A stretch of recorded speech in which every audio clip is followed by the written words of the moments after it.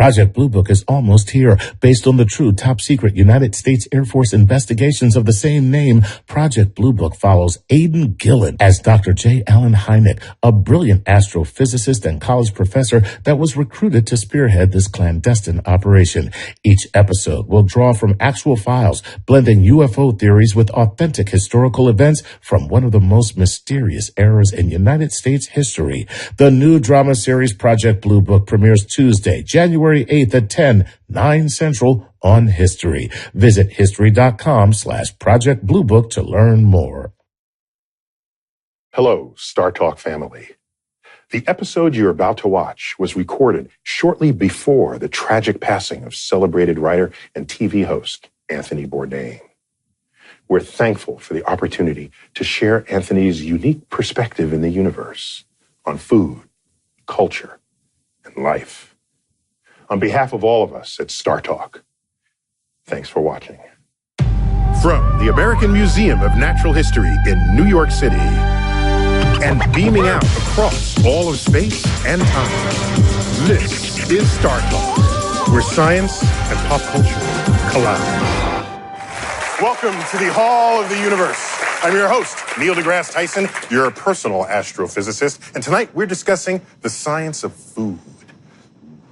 And we're featuring my interview with chef, writer, and TV host Anthony Bourdain. So let's do this. So, meet my comedic co-host for this evening, Sasheer Zamata. Sasheer! Excellent. You're tweeting at the Sheer Truth? Yes, I Brilliant tell the truth. Twitter handle. Yeah. Love it. And I've got with us a real live food scientist, Guy Crosby. Guy, welcome to StarTalk. Thank you, Neil. Thank you. You're also known as the cooking science guy. You're adjunct professor of nutrition at the Harvard University School of Public Health. Correct. It's up in Boston, sure. And former science editor for America's Test Kitchen. That's right. Very good, because we're featuring my interview with chef and renowned foodie Anthony Bourdain. And you know, he's host of CNN's Parts Unknown. And what they do is they send him to all corners of the earth, and he explores food in the context of their culture. Brilliant concept, which he executes beautifully. He does. And so I wanted to know, did he have any early experiences with math or science that might sort of help to guide him or tune him on this path? So let's check it out. Algebra, strangely enough, was the best I ever did at any math subject. I could somehow picture that. But science, you know, I like dissecting frogs. I mean, who doesn't? Right. Well, it served me well later as a chef. You know where all the leg muscles are. And I do. Little did your biology teacher know that this was for later eating. Yes.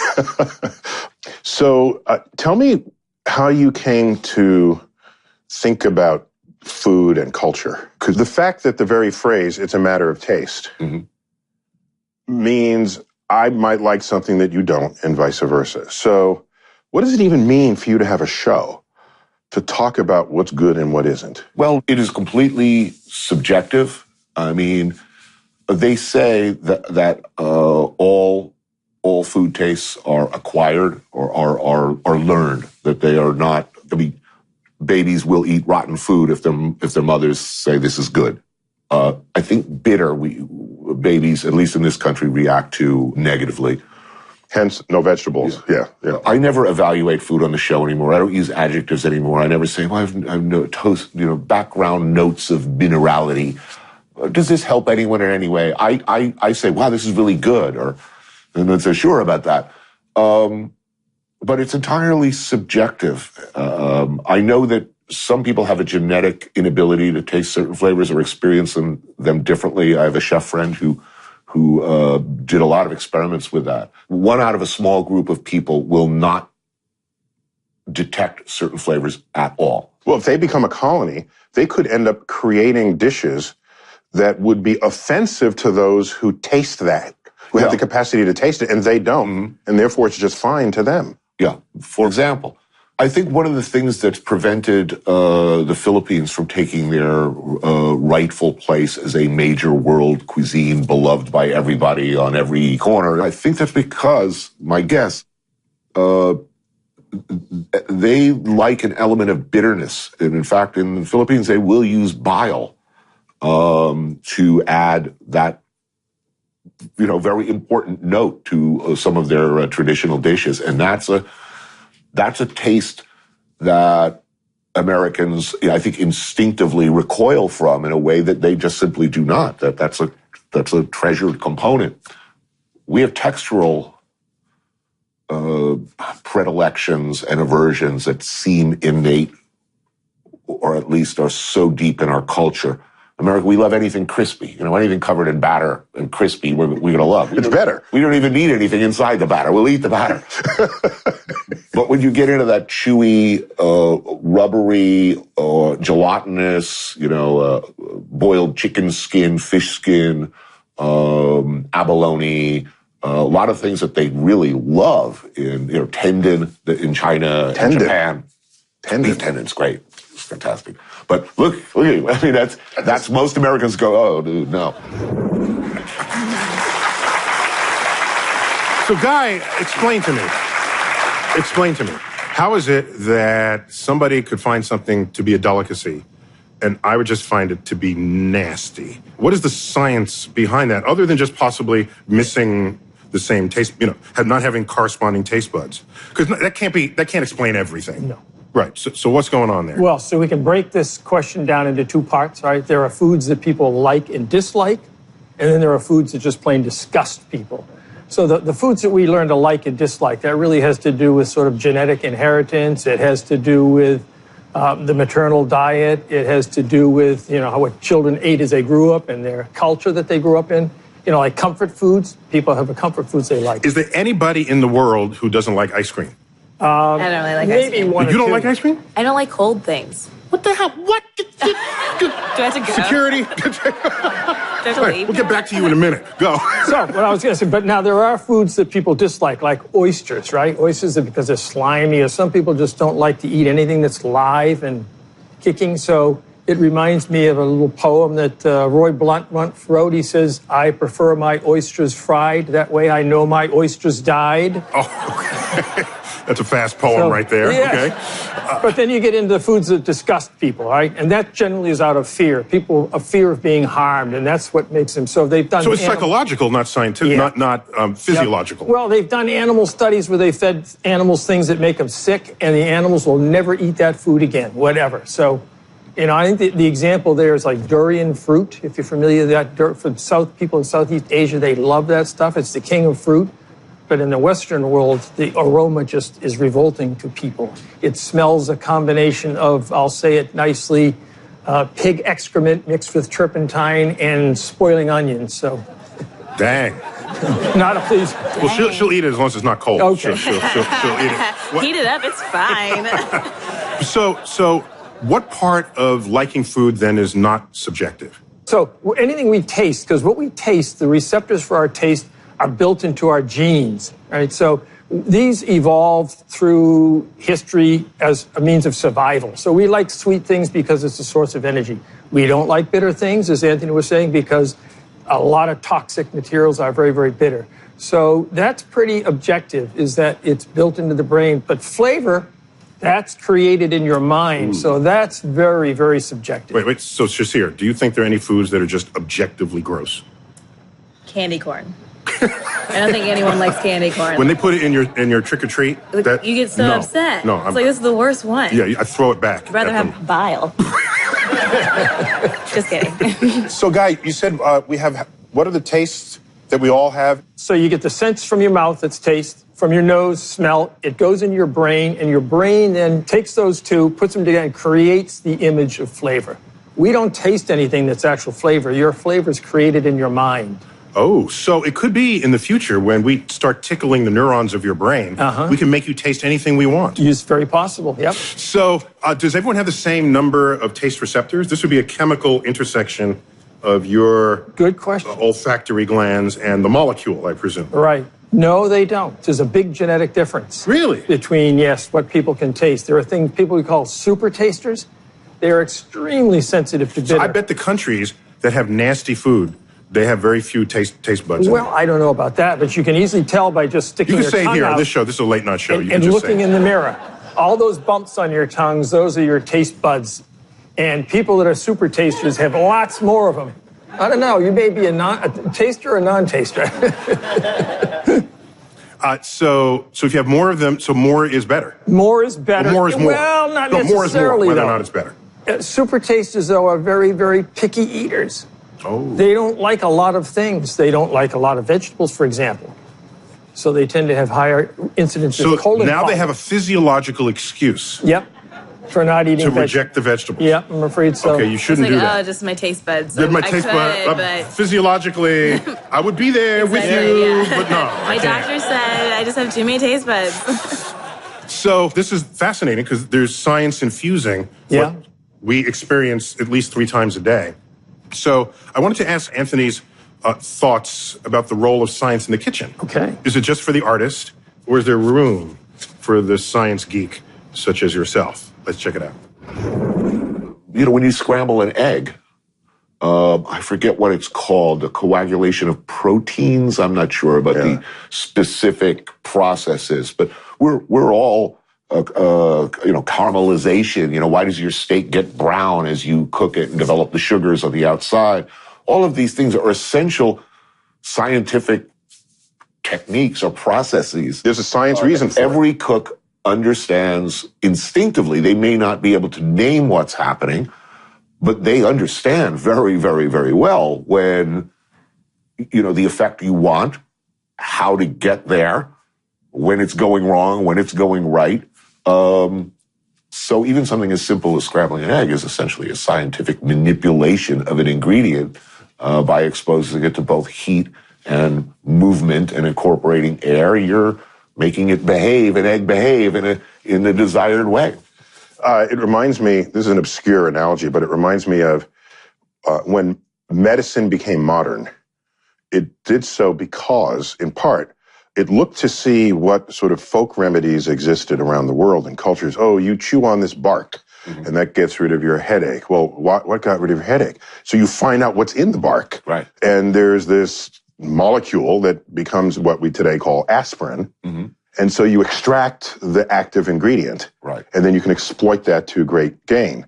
And so it seems to me, if you knew exactly the moment and why a sauteed onion becomes sweet, you can possibly hone in on that and exploit that fact with other foods. And that's what chefs are doing.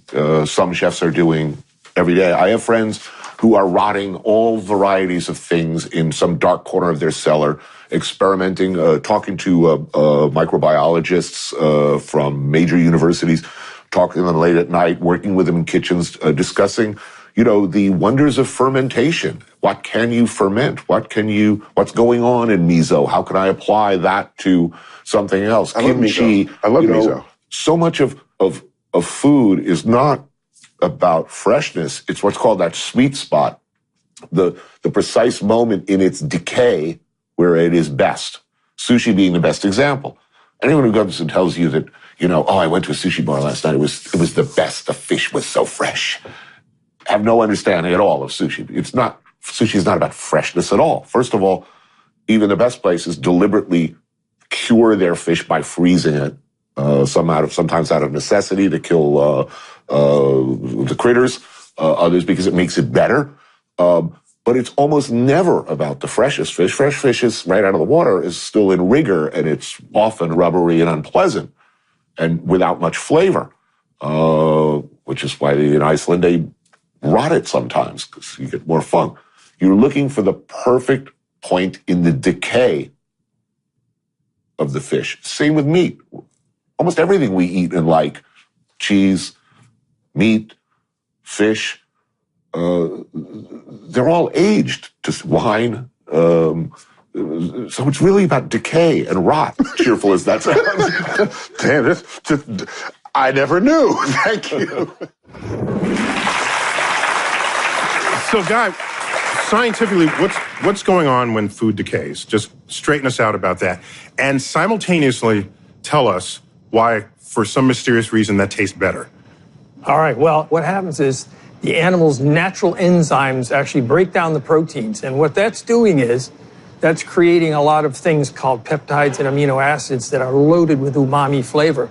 So not only does it make it more tender, but it actually adds a lot of this umami flavor to things like aged beef or anchovies or these things that have gone through that kind of aged processing. And cheese as well. Cheese as well, yes. So is this just trial and error where you do it until you do it a little too much, then you die? And a little not enough, it doesn't taste good? Well, so how do you guarantee hitting that sweet spot, or is it just trial and error? Hopefully it's more than better than trial and error. That's where I think science does come into it, that maybe, you know, the way you design your experiments where you don't go beyond the sweet spot and end up dying, you know, you need to set it up and be able to tell when things are just about right, and that's how you design the experiments to give you that information. Yeah, I'm really That's where bad at science that. helps. You're bad at what? Figuring out like when things are not bad anymore. Yeah, or okay. like when things have gone past the sweet spot. Yeah. So do you like stinky cheese? I mean, I'm bad at like smelling generally. Are you the first to smell? Oh, let me smell that milk to see Yeah, if it's I'll bad. smell the milk and I'll be like, it's probably fine. And then it's not. Oh, okay. So you're very sensitive to it then. No. I mean, No. if you smell milk and you say it might be bad, but then you drink it and it's okay. Well, I guess I'm just like, the expiration date's made up. It's probably fine. They're trying to get more of my money. So I'm going to drink this milk till I'm done with it. as opposed I'm to not testing listening. that hypothesis. Let me presume they're all lying to me and let my milk go past its expiration date and then drink it I then. don't let it. I'm a busy woman. I just haven't gotten around to drinking a full gallon of milk yet. So what's the difference between fermentation, which we all know and love, is responsible for most of the alcohol we drink, and something just rotting? Yeah, okay. Or is it the same thing? Well, in some ways it is similar. The fermentation's created by bacteria called lactobacillus bacteria that form lactic acid. It lowers the pH, and that stops all other bacteria, especially the harmful ones that might spoil the food and make you sick, from growing. Oh. So we're not So the good bacteria wins out over the bad bacteria. And we're not, lactobacillic bacteria don't make us sick, all right? But the bad ones are Oh, so you can err on the too much side, Yep. and you might not like it, but it's not going to kill you. correct. So I wanted to ask Anthony about food in space. And you know he's thought about this, because he thinks about food everywhere, including space. So let's check it out. I did an episode of Top Chef at NASA headquarters, and we were talking about food in space. And, of course, your entire taste perception, I was told. I was talking to, I think, Chuck Yeager. The Chuck Yeager. Yes. And talking about what you crave, when you've been away from, your favorite restaurants or any restaurants for a considerable amount of time. And he talked about how your ability to perceive flavors changes at altitude. People experience this in planes, of course. Plane food is altered so that it makes up for the effects of altitude. But astronauts get it really bad, and the stuff they crave more than anything, so Mr. Yeager told me, is hot sauce. Like, Tabasco or anything spicy, because up there everything tastes bland. So you're telling me those bulky areas in their spacesuits, they're smuggling bottles of hot sauce on the way up?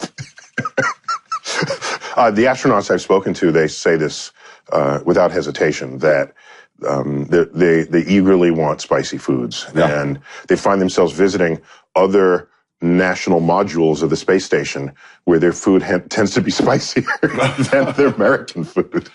Yeah, so that would be tough for me. Bland food for 9 months. Yeah. I trained in jiu-jitsu, and I foolishly decided I was going to compete a few times. And in the run-up to the competition, I had to cut weight to make my weight category, which meant doing without salt at all for a So week. you don't retain the water, yeah. It's horrible. It is horrible. No matter how much I eat, I mean, I boil a whole chicken loaded with herb and pepper and everything I could, but never satisfied. And I would just get crazier and crazier from the lack of salt, to the point that I found myself sitting on the subway in the summer, looking at a particularly sweaty homeless dude and thinking, oh, I'd like to lick his neck. just one lick.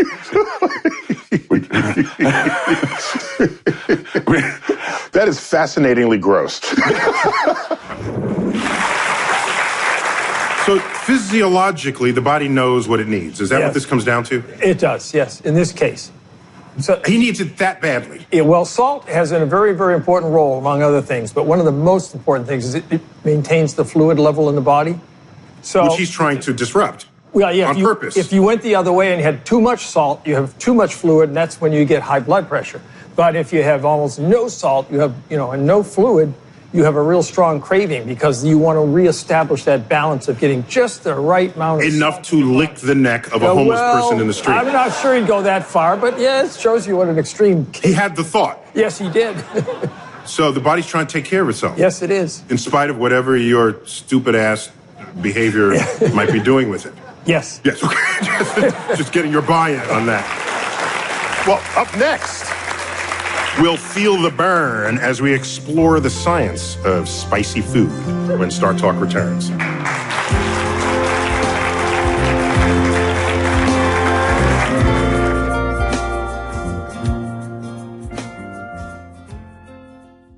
Support for today's show comes from Project Blue Book. Based on the true top secret 1950s and 60s United States Air Force investigations of the same name, Project Blue Book follows Dr. J. Allen Hynek, a brilliant astrophysicist and college professor that was recruited to spearhead this clandestine operation.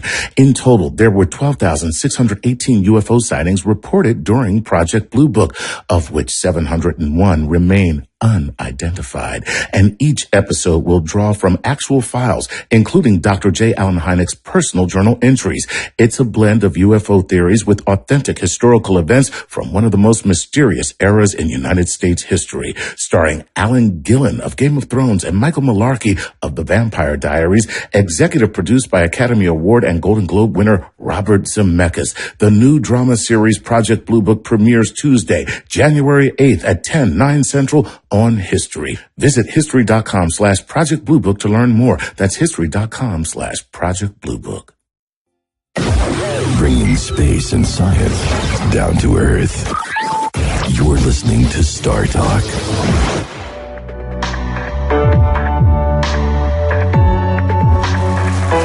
Welcome back to StarTalk from the American Museum of Natural History right here in New York City. We're featuring my interview with celebrity foodie Anthony Bourdain. His food and travel show, Parts Unknown, has taken him on culinary adventures across the globe. And I asked him about the connection between geography and spicy food. Check it out. Why do some regions of the world eat spicy foods and others not? And why does it seem that spicy foods corresponds with latitude on Earth? The farther away from the equator you get, the less spicy the food becomes. Yeah. Places where food used to rot, people would use spice to cover up the funk of food that was not meat, protein, fish that was not particularly fresh. And also spices preserve food. I think when you look at the spicy food belt, you see people who had to.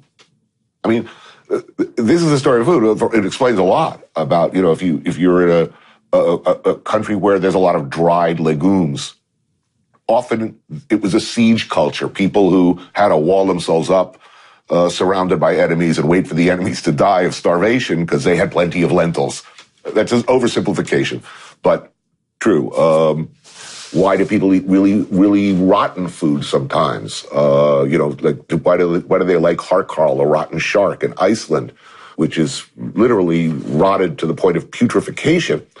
Their flavor spectrum up there was very narrow. I think their palates got bored. They needed, they didn't have access to much in the way of spices, so they just started rotting stuff. But I think the spice question is simple: no refrigeration and hot temperatures. So Guy, how does spice preserve food? What's going on?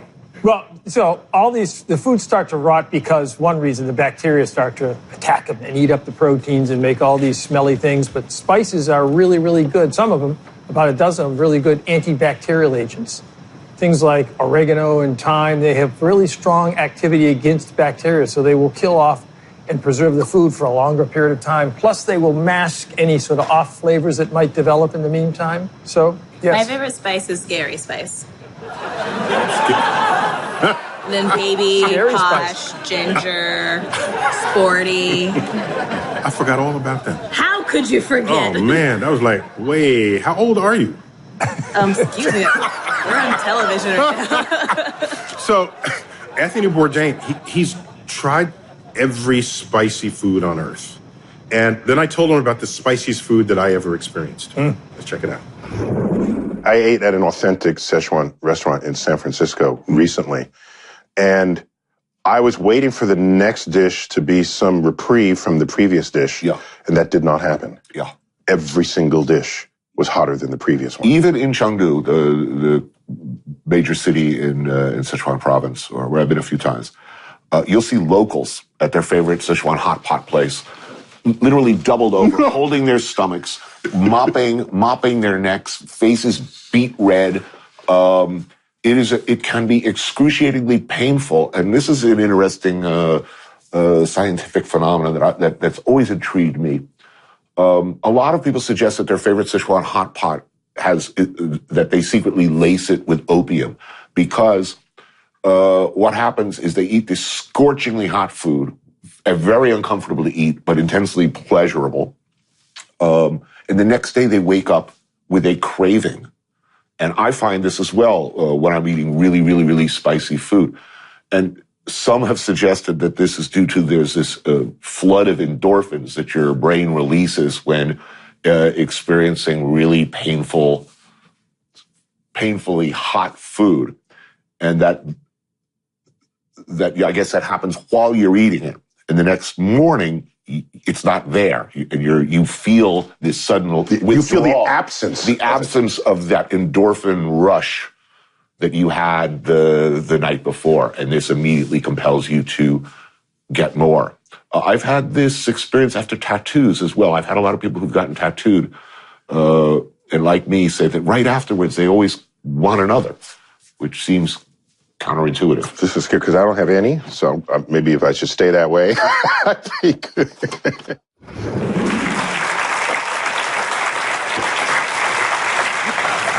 So this interesting, this sort of endorphin rush from spicy food. So, we sent out Natalia Reagan, one of our StarTalk science correspondents. So let's see what she got for us. Hey, Neil, I'm with hot sauce guru Noah Chaimberg here at the Heatonist. It is a hot sauce shop here in Brooklyn, and we are going to try some of the hottest hot sauces out there in the world and hopefully understand why people like the pleasure of painfully spicy food. What do you have for me, Noah? So we're going to start off with a Bajan-style sauce here, and in Barbados, they always put mustard in the hot sauce. Okay, let's see. Oh, I like that. It's nice. Got a little sweetness to it. Yeah. Nice kick, too. It does. And the interesting thing, the reason why we feel the spice is that chili peppers have capsaicin, which is a compound that actually was produced by plants to keep mammals from eating them, because mammals actually grind the seeds, and so it's not great for dispersing chili peppers. But birds swallow the seeds, and they are great at dispersing seeds because they can fly and they can eliminate them wherever they may go. So next up, we have from a small farm in Japan. This sauce is made with golden habaneros and a bit of dried mango. The sweet and a nice kick in the butt right afterwards. Ooh, I'm gonna need some milk. And the reason why I take a sip of milk is actually the fat and the casein in the milk binds the capsaicin and washes it away, which is exactly what I need right now, so. The other thing that works well is alcohol, but it can't be something weak. It has to be strong alcohol. So no beer, you gotta have a shot of something. Oh, good. So the last sauce for today is that is very red. It is. This sauce is made with Carolina Reaper, which since 2013 has been in the Guinness Book of Records as the world's hottest pepper. Okay, why just since 2000? Like, what was it before 2013? It actually didn't exist before then. So the Carolina Reaper is a hybrid pepper. Here we go. It's nice knowing you, Neil. Yeah, so people are always looking for something hotter and hotter because of that pleasure that we get from the pain of hot sauce. Oh, God! You son of a motherless goat, that's hot! there you have it, Neil. This awful, searing, life-altering pain I'm feeling is a result of hybridization, methodically crossbreeding 2 types of peppers for this ultimate pain. Thanks, science. Well, up next, we'll be taking your questions on the science of food when StarTalk returns.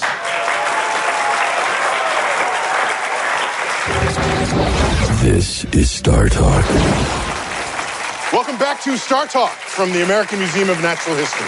We're featuring my interview with chef, author, world traveler Anthony Bourdain. And we're talking about the science of food. Check it out.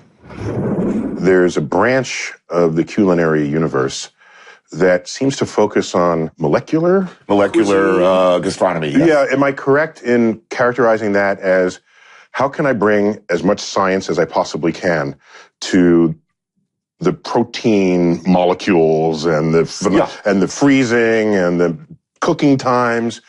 Does this subtract the experience from you or add to it? It depends. I know a few chefs who are really, really great at this, and they're like scientists. I was just talking to Wiley Dufresne, one of the real masters of this area of cooking, and he says, "Look, in my restaurant, we ask questions. We're asking questions about food and the dining experience. They're not necessarily looking to dazzle or to challenge their diners. They're asking questions like, can I deep fry mayonnaise? Answer, yes. Also, I'm sorry, I would have never, in my whole life, I'm sorry, I would never thought that. But once he figured out how to deep fry mayonnaise, he figured out how he could fry other sauces, how to cause them to stay essentially solid and not explode when you throw it into hot fat. Ferran Adria, Wiley Dufresne, and a very few other chefs make this experience intensely pleasurable and exciting and fun. Many other imitators, it is a long, painful slog through one of their meals where it's just science class for its own sake. Look what I can do.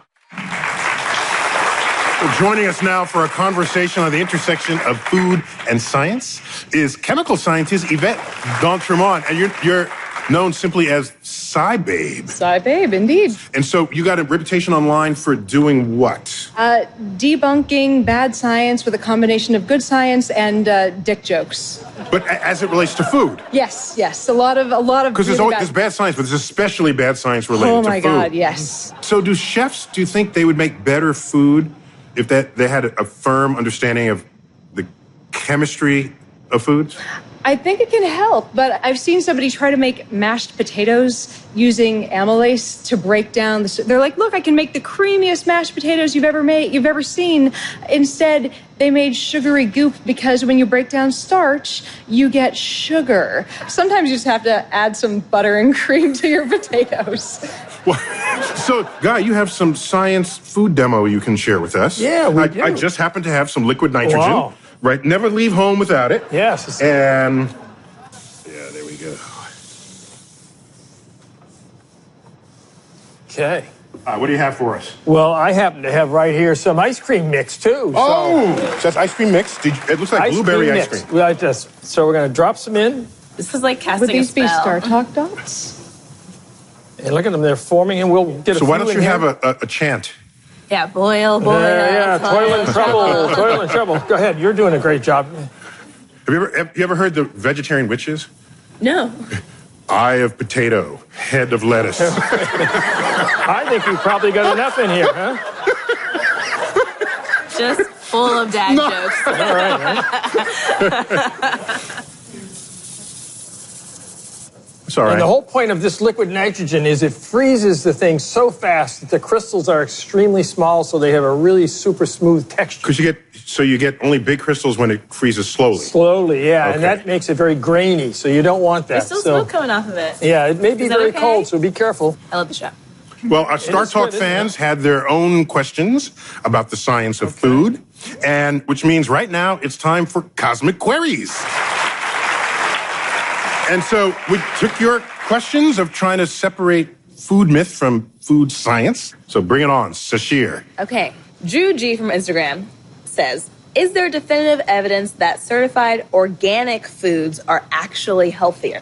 At this point in time, there is no evidence to suggest that organic foods are healthier than conventionally grown produce. And the other thing is organic uses pesticides too. A lot of people think they're pesticide-free. Notice it doesn't say pesticide-free on the label, it says organic. So they're just different farming techniques. So, but you're a scientist. What do you know? Science. Guy, do you want to add to that? Yes, there is generally, though, you'll find the one area that it does show some improvement in organic is the chemical pesticide residues, because they don't allow real chemical ones in organic.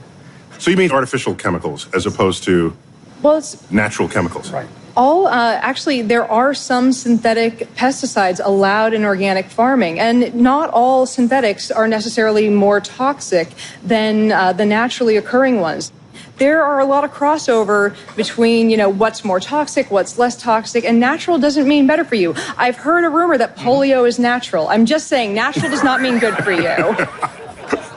Up next, Anthony Bourdain describes his culinary adventures in Antarctica when StarTalk returns.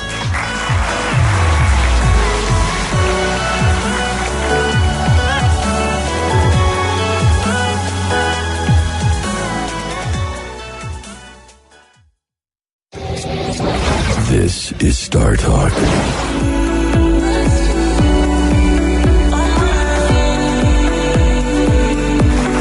Welcome back to StarTalk from the American Museum of Natural History.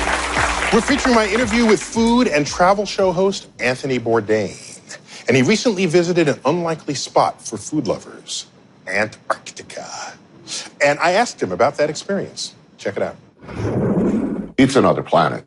It feels like another planet. On one hand, everyone should go and see it. On the other hand, it kind of defeats the purpose. It is the last un-effed up place on Earth. It's pristine. Every drop of urine goes into bottles, then into 55-gallon drums and shipped back to America along with or elsewhere with every little bit of waste. It is the most incredible spot, place of pure science and pure learning where people are incrementally seeking answers to questions they might never answer in their life. They're just looking to move things forward. So we met with the guys with a super telescope, part of an array, I guess, that goes around the entire globe. It's looking at the sun. Some people collecting neutrinos, which I don't really fully understand. No, I don't understand at all, but they sound really cool. So what do they eat? They got to ship in the steaks and the vegetables? What? Everything comes in, but mostly by ship, but some stuff by plane. Everything is essentially processed, frozen. Frozen, really? And, one of the refrains when you arrive from the people who spent months there is, do you have any freshies? It's like the living dead. Do you have brains? They're like, do you have any freshies? So there's a real premium on the rare arrival of, lettuce or avocados or anything fresh. So, but they do a lot with a little. Mm-hmm.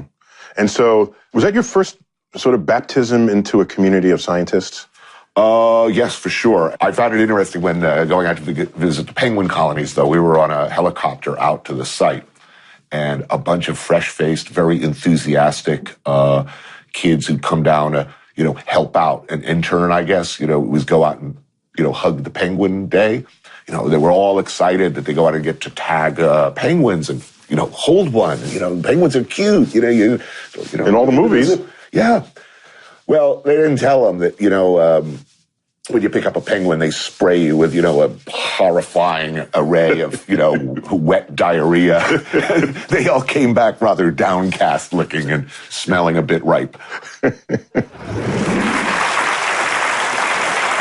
So, Guy, he says Antarctica is like another planet. Of course, he's right. It's the closest thing on Earth we have to Mars, where it's cold and dry. And how would your cooking advice differ for people living on another planet? Well, it's kind of like being in an airplane in a way, right? It's cold, it's dry, and you've got maybe different pressure, different atmosphere. So probably the food's going to be bland there unless they really spice it up, add a lot of seasoning to it. Right. So this experience he had in Antarctica gave him a unique perspective on climate change. So let's check it out. The climate change discussion is no more acutely felt, at least in people's minds, or observed than in Antarctica, where they're really looking at it and talk about it a lot. But of course, it's perilous now to talk about it because everyone is fully aware that their data is being deleted from government computers, that if they find themselves on a blacklist of people who might possibly be interested in the subject, that they could find themselves suddenly not needed. These are not good times for science or scientists, and they felt very much under threat down there, and for good reason, particularly when you're pursuing subjects that aren't going to have a useful monetary application anytime soon. Right. Tough argument to make in this political climate. But I see it, I see it everywhere. The fishing industry's everywhere affected. The Caribbean, where I've seen in my own lifetime, not just whole reefs, all the reefs bleached and lifeless now. I mean, I'm seeing the physical changes, but the people who really seem to feel it most and notice it are farmers, fishermen. They're feeling it. So this would affect cuisine directly. Yeah, I mean, there's no doubt about it. Yeah. Some species are thriving, others disappearing. That changes what we eat. We chefs and cooks and, anybody who needs to feed their family responds to what's available. That's always been the engine of cooking. Yeah. So, Yvette, you worked as a chemist in the agricultural industry. Yeah. So, describe to me your firsthand experience between food and environment. Well, I worked researching pesticides to make sure that they were safe for crop application and, of course, for humans. But this also gave me a really good perspective on how deeply connected what we do with agriculture is to the environment. Because every time that you use more land to grow crops, you're using less land for wildlife. So we're seeing technologies being deployed to try to fight this more and more as we move forward. So, Guy, what's the first consequence in the chef's kitchen? Well, of course, you're going to have higher CO2 and temperatures, so that's going to change your seasonal availability. And of course, costs will go up, and nutritional quality tends to go down. But on the other hand, you do have some advantages. For example, some places the higher will temperatures. improve. Some things will, like for example, grapes really like the heat stress to create really good wine. So you might even find that wine even in England might actually become pretty good. Did you put the word wine and England in the same sentence? I did, yes. Huh? I lived in England. So what you're saying is all the other foodstuffs will be crap, but we'll have really good wine. Well, coming up in the science of food, Anthony Bourdain and I discuss meat grown in the laboratory when StarTalk returns. This is StarTalk. Welcome back to StarTalk. We're talking about the science of food and the culture of food. And I asked food and travel host Anthony Bourdain what he's learned from sharing meals at so many different tables around the world. Check it out. I guess it became fairly quickly apparent that food was intensely personal, that it was a reflection of a place, of a culture, of a history, often a very painful history. And maybe the most important example in the trajectory of my show was Beirut in 2006, when we were doing what was ostensibly still a food and travel show. We'd finished... Very travel-log. Yeah. Well, we'd finished shooting another, sort of upbeat, snarky, maybe, restaurant scene. And the crew joined me in my room for beers in the mini bar. And we're looking lazily out the window, and, rockets and gunships attack the airport, blowing it to smithereens. Our local crew disappears for the border. And we found ourselves in a war, blockaded, unable to leave, and trapped in Beirut for the next week or so, waiting to be evacuated. And by the U.S. military. Yeah, the Marine Corps, the Navy and Marines took us off the beach in LCUs. Dramatic.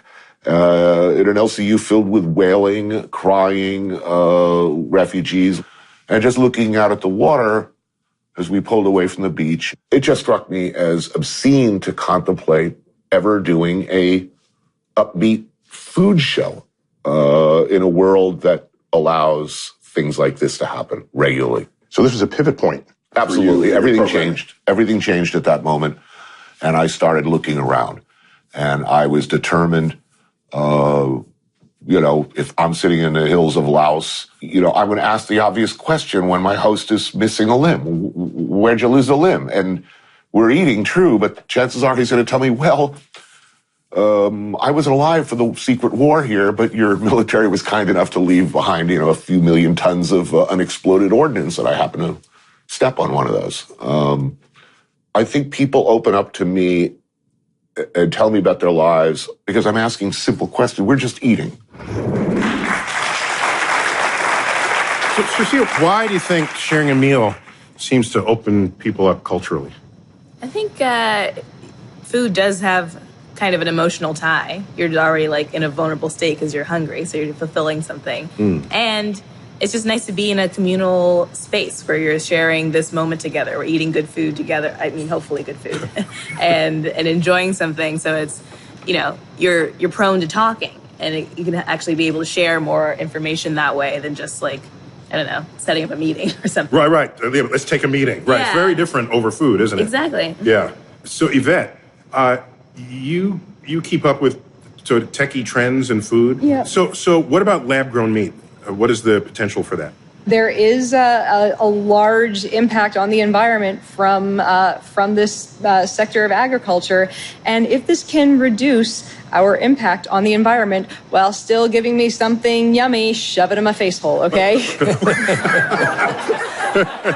But Guy, is this how realistic is lab-grown meat as a replacement for somebody's ribeye? Well, there's a lot of new companies working feverishly right now to try to get this done through cell culture.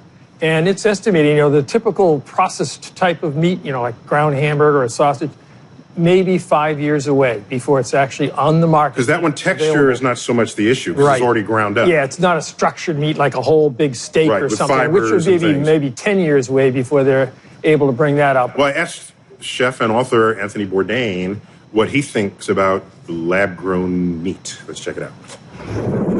I think laboratory-grown meat, the thought horrifies me as a chef, really? As a cook, as a somebody who's passionate. You still get to cook it. You just don't have to kill the animal. Yeah, but I mean, we're talking meat-like, aren't we? I mean, so much of meat is textural.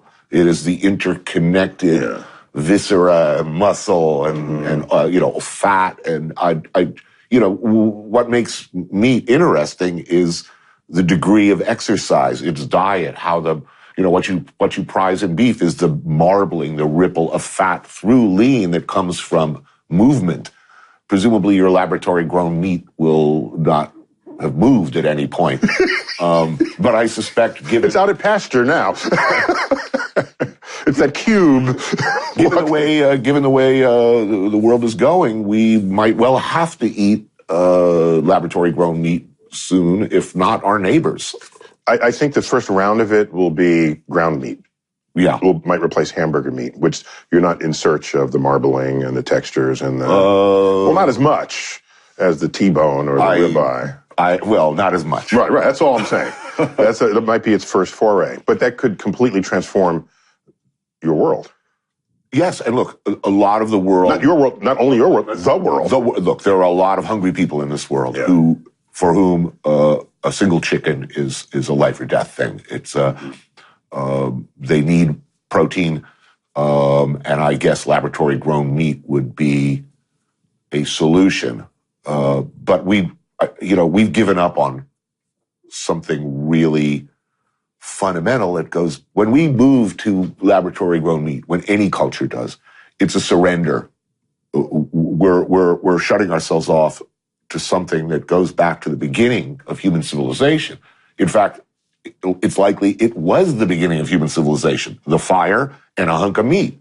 It was the first time people probably cooperated. I'll kill the animal, he'll you drag it back to the fire, you build the fire, and then we're all sitting around figuring out how we're going to divide up this thing. That's kind of the beginning of any kind of organized society, according to some scientists.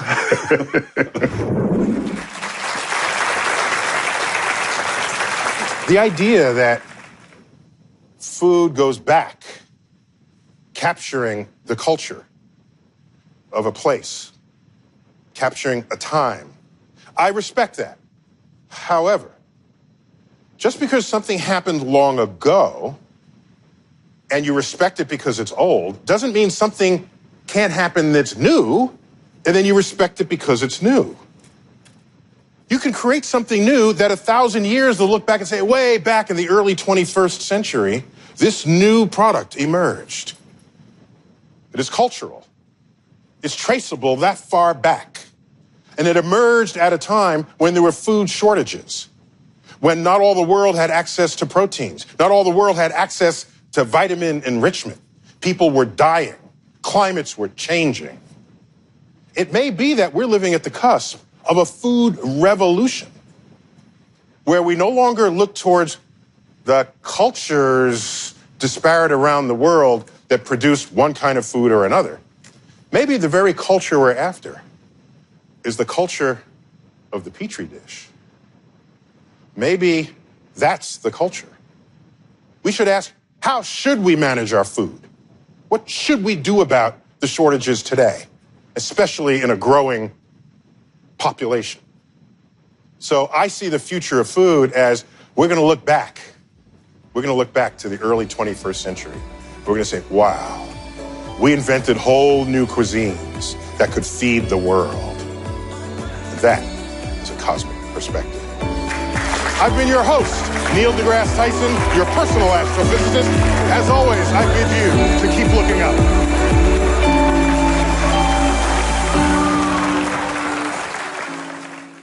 Project Blue Book is almost here. Based on the true top-secret United States Air Force investigations of the same name, Project Blue Book follows Aidan Gillen as Dr. J. Allen Hynek, a brilliant astrophysicist and college professor that was recruited to spearhead this clandestine operation. Each episode will draw from actual files, blending UFO theories with authentic historical events from one of the most mysterious eras in United States history. The new drama series Project Blue Book premieres Tuesday, January 8th at 10, 9 Central on History. Visit history.com/Project Blue Book to learn more.